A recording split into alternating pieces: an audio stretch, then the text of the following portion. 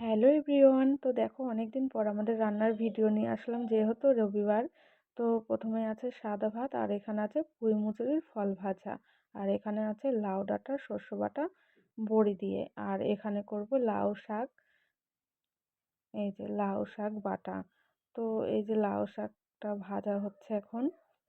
এই যে ভাজা প্রায় হয়ে গেছে।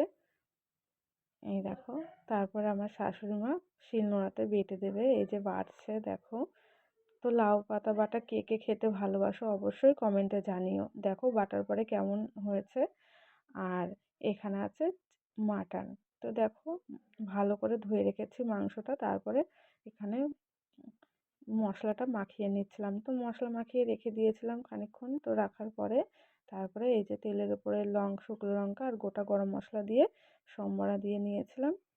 তো দিয়ে মাংসটাও কষিয়ে দিয়েছিলাম। এই যে কড়াইতে কষিয়ে নিয়ে প্রেসার কুকারে সিটি দিয়ে নেব, ওই জন্য কড়াইয়ে মাংসটা কষিয়ে নিচ্ছিলাম। তো আমার এইদিকে প্রায় মাংস কষানো হয়ে গেছিলো।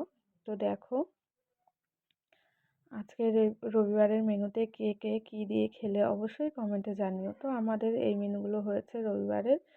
তো দেখো, প্রেসার কুকারের জলটা গরম করে রেখেছিলাম। এই যে রান্নার পরে এরকম কালার এসেছে, কেমন হয়েছে